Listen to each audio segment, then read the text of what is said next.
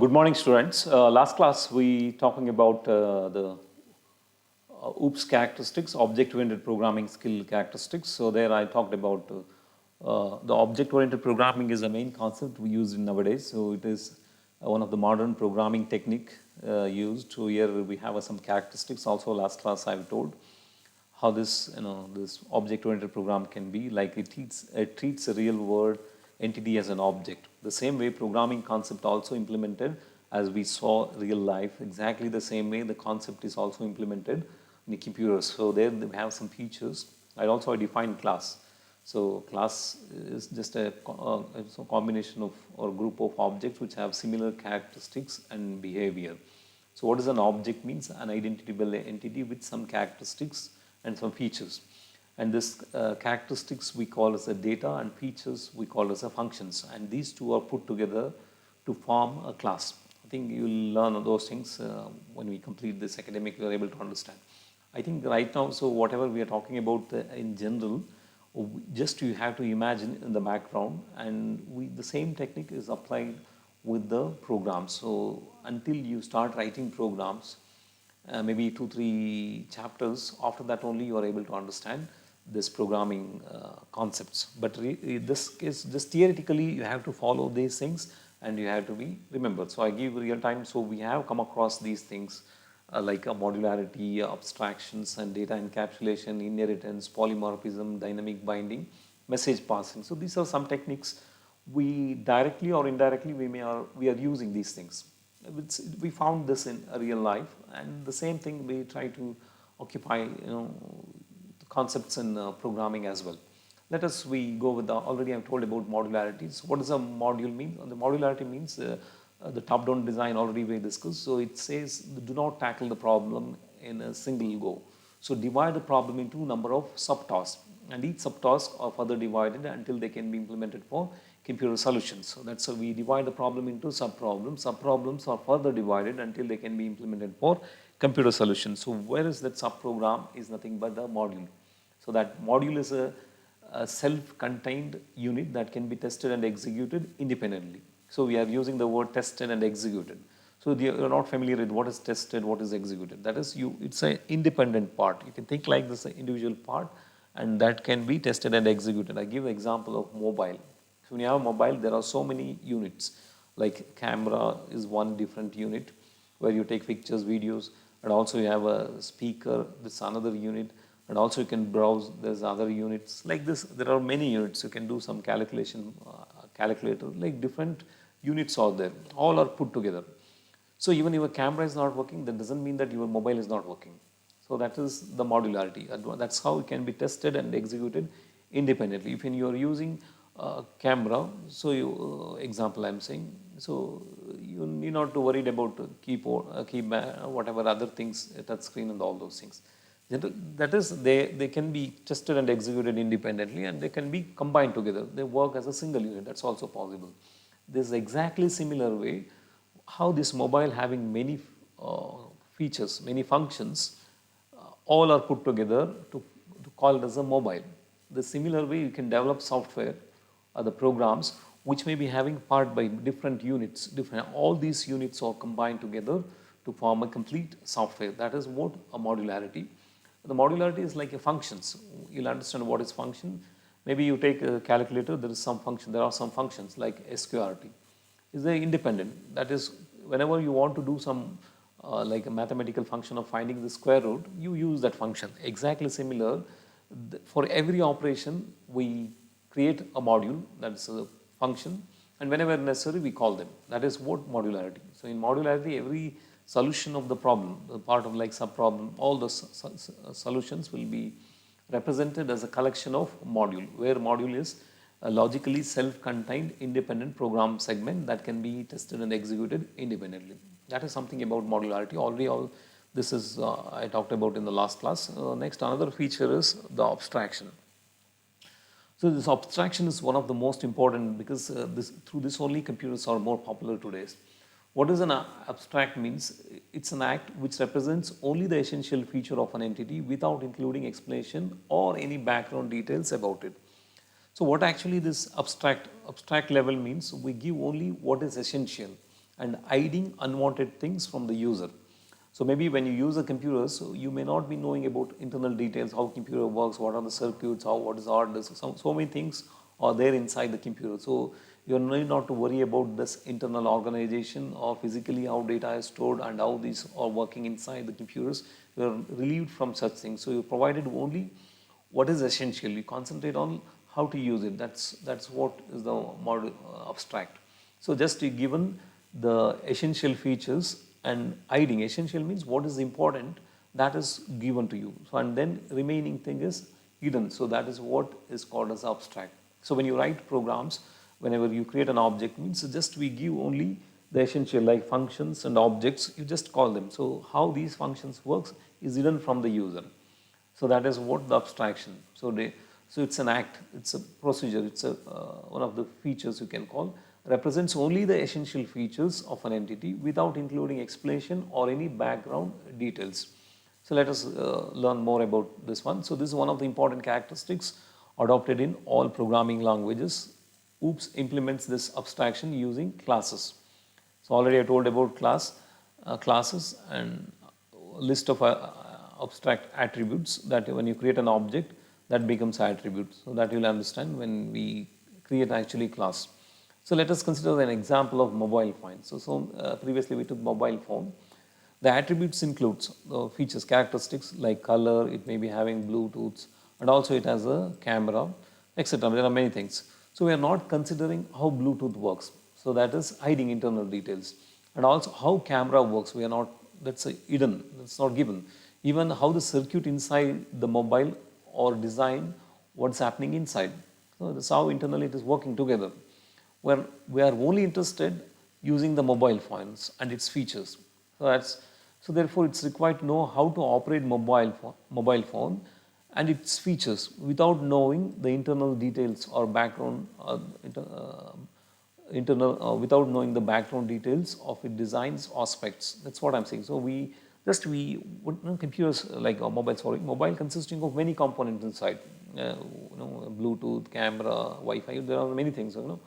So when you are using mobile, or you may not be thinking about how Bluetooth works. Anybody knows? No, how camera works. You know how inside the circuits, many circuits, how all able to communicate, and you can store images inside the computer. So you are not worried. You're not necessary also. If you want to know all those things, means using mobile becoming a very difficult task because you have to learn all those things. Then you started using it. So such things is hidden. So you're providing only essential features. But just how to use these mobiles. That's how to use its features, that's all. You want to Bluetooth, yes, you can use the Bluetooth, but you need not to know about how Bluetooth works.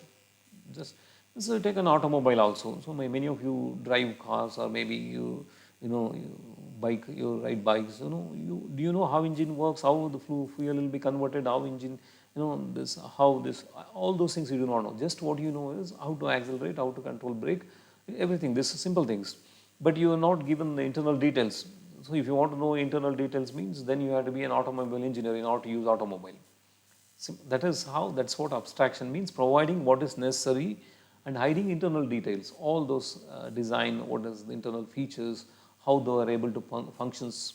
So all such things is hidden from the user. You take a driving car, so we have a clutch, we have brake, you should know how to, when you go to driving school or driving, so there you learn only essential features. So this is a clutch, this is a gear, this is a brake, and this is steering. So these things you have to learn. So you do not know how this brake and this clutch is related, and how the steering is also controlling the wheels, how this engine is functioning, how there's so many things, all those things, that is hidden. Suppose you imagine, if you want to use automobile, like car means, you have to learn all those things, then you have to use more car means, then it would have been, nobody would have used, only few people are using cars. But you do not need to be a science student. Anybody can use, because it is provided with the abstracts. That is what abstraction means. Abstraction means providing only essential features, hiding unwanted details. You can see most of the places, wherever we use any technologies, they comes with abstract. So where you no need to learn the complete organization in order to use it. Just you have to learn the basic features, the basic essential guidelines. So that is enough. That using that, you can start using those devices or those techniques or technology in your in our day-to-day life. So that is one of the important bit, abstraction. That is when you write object-oriented programming, it support for abstraction. That's also one of the features. That is whenever you write programs, so it may be in the form of classes and the objects. So that you can present to the users in the form of abstract, provide only what is essential and hiding unwanted details. Maybe when you go to the banks, there may be a clerk, there may be a manager, many people. So when clerk logins to the computers or software, it provides only what is essential for the clerical process. And when it goes to the manager means, so in that computers, the software will provide only what is essential for managers. That's how internally hiding other details. So that is something about the data abstractions or abstraction. Next is the data encapsulation. So what does encapsulation mean? Something is protecting, something is providing the what we call combining the wrapping of data and function into single unit called as a class, known as data encapsulation or just encapsulation. Encapsulation means something is covered, something is you know, the wrapping of data and function into single unit is called as a class. That's what we call as a class is an encapsulation. What does this encapsulation mean? So we combine only essential features, which are similar things, and thereby making it is secured. So nobody can access. Only the members of the class and data. You can see that there are two things. The data and functions are packed together, wrapped together, so that is indirectly you are protecting. So it is hiding from outside. So it is something like protection. So security is there. Because of this, only these functions can act on this data, and which is necessary is packed. So no one from outside you are able to access this data. You think our classroom, I think in 10th standard you might have come across classroom. So there only teachers and you students are allowed inside. So no public are allowed inside that classroom. That is how packed, that's how it's secured. That is because of the concept of class, that is combining the data and functions together. That is what we call as a data encapsulation. That's a wrapping of data and function into a single unit called as a class. That is process is known as encapsulation. The concept of insulating the data from direct access by the program is called data hiding. That is your hiding. So data is now insulating the data from direct access by the program is called data hiding. So now you are not able to access from outside. So only within the program functions can access. That's the members of the class, so same member function. That is something about data encapsulation. So let us learn something about another feature of OOPS is encapsulation of class. The wrapping of data and function into a single unit called as a class is known as data encapsulation. The data is not directly accessible. That is very important to the outside world. That's why I tell you can imagine your classroom, except for those functions which are wrapped in the class, like your teachers and students. Only those can come inside the classroom. So no other public outside world. That's what you cannot come inside. In exactly similar way, we can write programs. That is data and functions which operates we put together.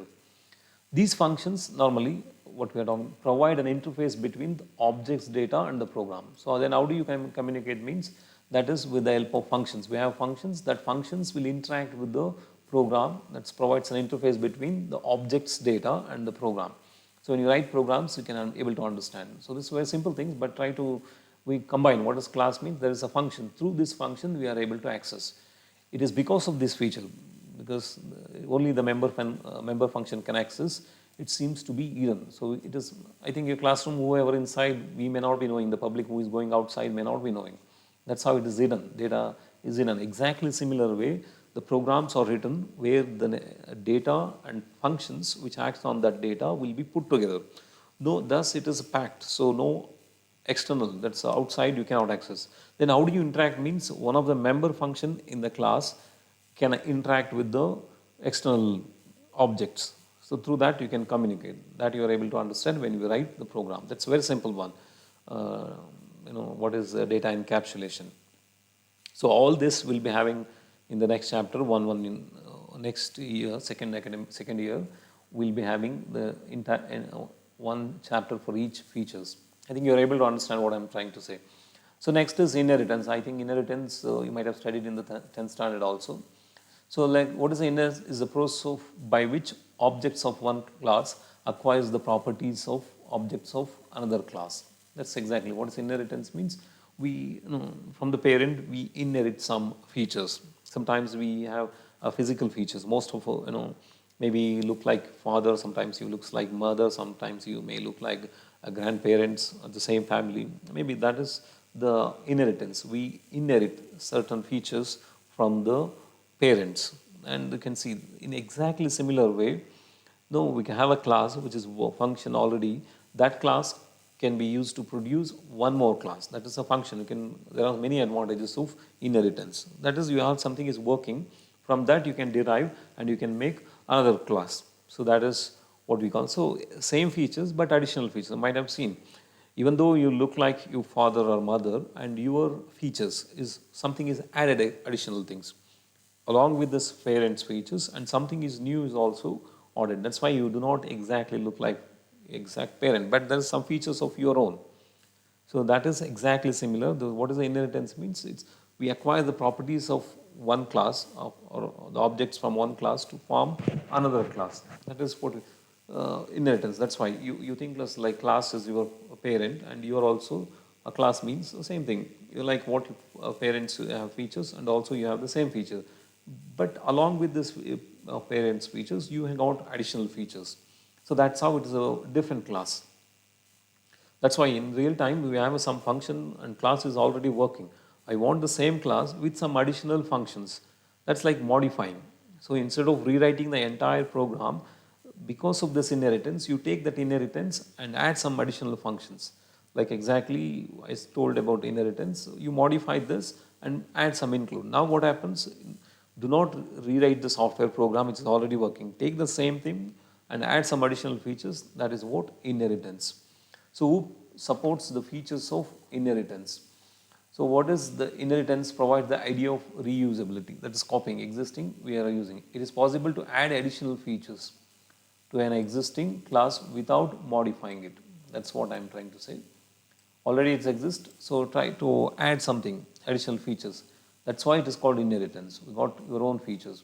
It supports the concept hierarchical classification, and new classes derived from existing class like parent and derived as a child.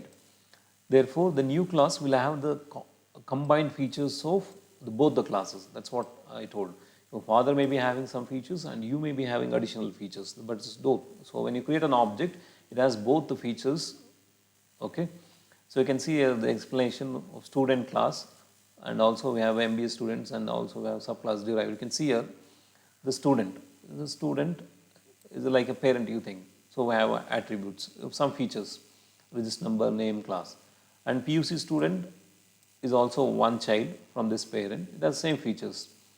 And you can have see additional subject code is not there here. So this is additional, but remaining is same. This also there and this also there. Register number, I think they are missing here. So same thing, attributes, they are same things, student register number, all those things, along with these additional things. So same features also present, same because they should be also student, attribute same, but also they have additional features. This also have additional feature.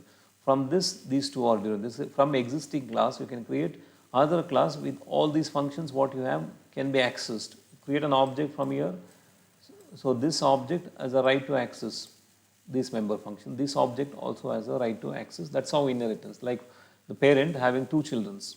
So these two children have the same features of the parent along with their own additional features. That is what we call as a inheritance. So next, the polymorphism. I think you may be getting some confusions, but when you start writing programs, you're able to understand. Just theoretically, you just imagination, try to learn these things. So polymorphism means, I think poly means many, morph means changing. So this is one of the best example we can come across in our real life. So polymorphism. So we are all example for polymorphism. Every day we change according to the circumstance or according to the situation. That is what polymorphism. So many, like you think the same thing will, look at, just imagine at home you look different, the same person, but at college you look different. It's the same person maybe, and when you go to the some function and you look different. So that is what polymorphism. Same persons maybe look different. Why you look different means because of the some circumstance, some nature. Now, right now at home, you may be different. But when you come to the physically classrooms, college means you look different. The same person, when you go to the marriage function, you may look different. So the same, but person is same according to the circumstance, situations, we may change, we may look different. That's the best example of polymorphism. That is the ability to message to be processed in more than one form. That is, you may not be understood. That is according to the data we provide, and it changes. The message passed more than one form. Like only we send 2 arguments, 3 arguments, function will take arguments. That technically you will understand later on, but now theoretically you understand. The process of making operator, we have plus maybe thing or any operator, to exhibit different behaviors in different instance, different situation is known as operator overloading. So when you use the plus example, plus operator, that may works differently. Maybe when you send numbers 10 and 20, it adds 2 numbers, 10 plus 20 is 30. That is a different instant. Same plus could also be used like computer plus science. So computer is a one string and one text, and science is another text. So it becomes a computer science. So this is called as operator overloading. That same operator can be used different according to the circumstance. So using a function, a single function, the same function named to perform different tasks. So this is what we are going to learn in this academic, function overloading. That is, many functions having same name but differ in number or type of argument. That is the single function. As given example, u is a function to perform different types of tasks known as function overloading. That is, you may look different at different places. Exactly, this function works differently at different circumstance. That is what we call as a function overloading. That's also one of the important features of object-oriented programming. So polymorphism is another important concept of OOPS. It's derived from the Greek word which means to take more than one form. Poly means many, morphing means changing. Just like humans' mind, I give many examples, the thinking pattern keep changing. An operation may also behave differently at different instances, and behavior depends on the type of data used in the operation. That's also I give an example. When you use the type of data, 10 and 20 means the operation is addition. When I use a computer, data is computer and science, text strings, then it is combination, that combining. So that's how it's different. The addition operator can be used for adding numbers and also concatenate, combination of 2 strings. That's how we can see a object-oriented.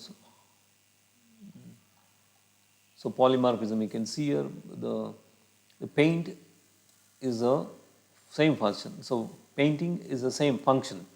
So you are painting a house is the same thing. Painting a college, yes. Painting a fabric is also same. Furniture painting. You see, the same function performed differently according to the circumstance. So paint is paint only. Example, it's a same class, maybe a function, behave differently at different circumstances. These are the different circumstances. So this house painting may be different. College building is almost same house and college looks, but this is a different and this is different. And this is fabric. So when you have a clothes and all, your painting is also paint, but it's different. Your furniture is also painting is different, but this it behaves differently depending on this different circumstance. So that is what we call as a polymorphism. So polymorphism allows object to have a different internal structure to share the same external interface. It supports the implement inheritance to great extent. So because this many features, so inheritance could also be implemented easily. Because right now, if I just take theoretically, but when we start programming, you are able to understand. This is all without programming, you are not able to understand. But real time, you try to forget about programming concept. Try to learn theoretically. Yes, this is correct. What I'm saying, just that imagination and how it polymorphism we process the same way with the data and functions we do it. That's inside computers. We have only data and functions. Using data and function only, we can perform all these operations. So that's why whatever we do in real life just has to be viewed in terms of only data and functions only. So you'll understand those things. It's not going to be difficult. So dynamic binding. So what does dynamic binding means? It's a linking of function call and to the code that is executed in response to the function call. So now what happens, the dynamic binding means, so whenever our class may be having many functions. So depending on what part of the function you call, unless you send some instruction or some data to that procedure or function call, it is not activated. During the execution is started, automatically it associated that program will be executed. That is what we call as a dynamic. Dynamic means that the code associated with the given procedure call is not known until the time of runtime. So it is associated with polymorphism and inheritance. See, that's this. It looks like quite complicated, because why it's complicated means because you do not know these words. Code means a program, procedure call means invoking or calling function, runtime means during the execution. So in your software when you develop, there are so many functions inside, many functions, procedures call. So unless until you call the function, and when it start executing, then only you are able to, computer can allocate this procedure I have to call. Even though there are many functions, only that function has to be executed. So that is a dynamic binding. So dynamic binding helps or associated with the polymorphism. Polymorphism is function only. It is because of function. Inheritance is also functions. So there we have many functions. So and these many function has to be called means during, like polymorphism, same function works differently. Inheritance, there are additional functions where from different classes. So when you call, that corresponding function has to be called and executed. That is through the polymorphism and also inheritance. That is what dynamic binding. Binding means combining, establishing, connection. When it is established means I do not know when to establish. Establish means when you call the function, like sqrt function is there and ABS function is there in your calculator. There are many other sine, cos, tan, all those functions are there. So when you press sqrt, then those function corresponding, that's what dynamic binding. Until you press with the value square root of some 16 and then you press the equal button, then that's what execution. During that, the corresponding function will be binded, connected, so that execution takes place. That is what we call as a dynamic binding. In software also, it have many functions inside.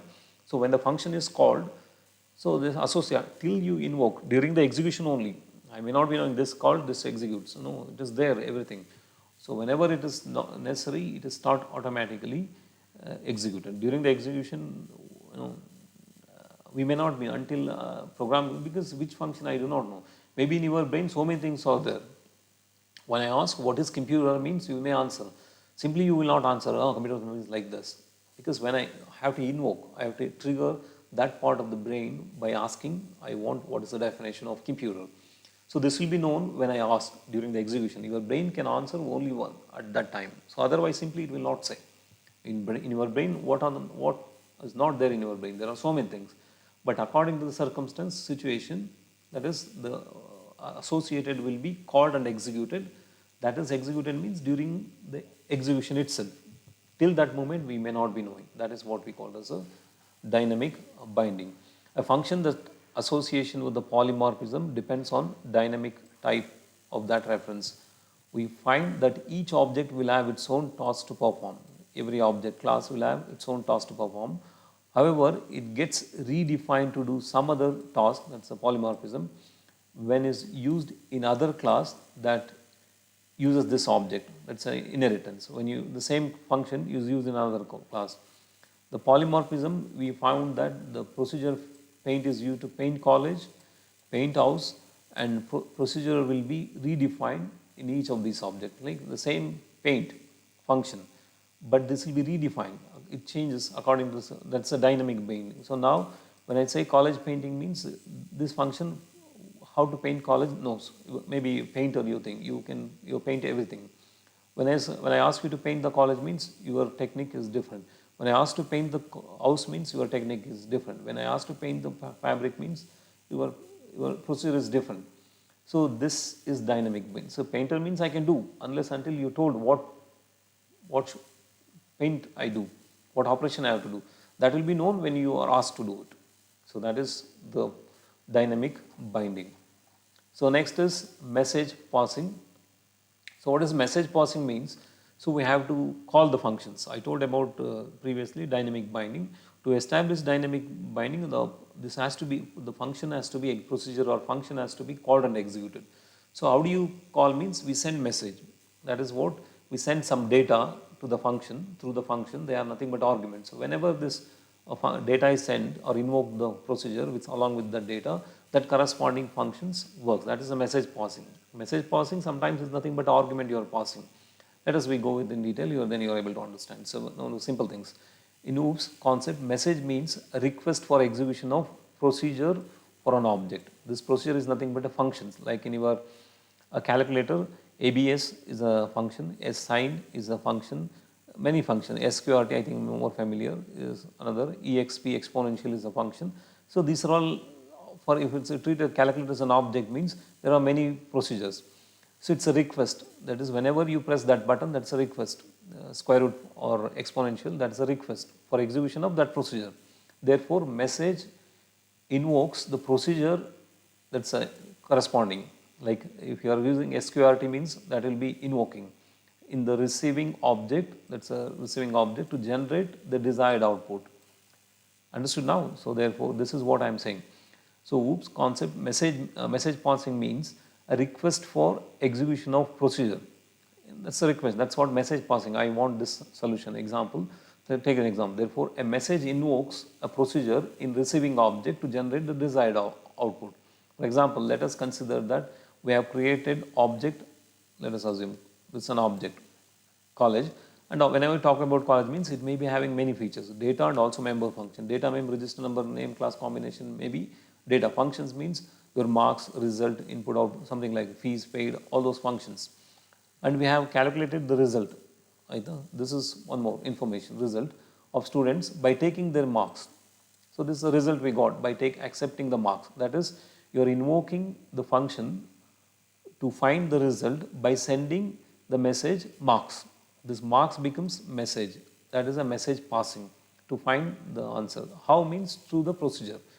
So then it is possible to pass message to this object represent. This is a technical example where this marks is a member function. You think this is a class is an object. So dot it member function, it accepts the result or produce results by accepting the what we call object. We have a college object, we have marks message, and this is the result output we got it. So by sending this marks, you can obtain the result. So that is message passing. Without this marks passing, I do not know how to find the mark. This need not be only many things. Anything whenever we talk about classes, object means so we have to send some data whenever we call make the functions. So that call includes some data that is nothing but a message. So that is a message passing. So this is also one of the features of object-oriented programming. There are some benefits, advantages of OOPS concept that I will continue in the next class. Okay, if I have not understood, let me know. This is only theoretical, so still you find it difficult, and write assignments at the end of the chapter. You have 1 marks, 2 marks questions. Keep writing now only, and becomes easy to understand. Also, if you have doubts, it becomes very easy to clarify as you read and see the question and answer at the same time. Okay, we'll continue in the next class.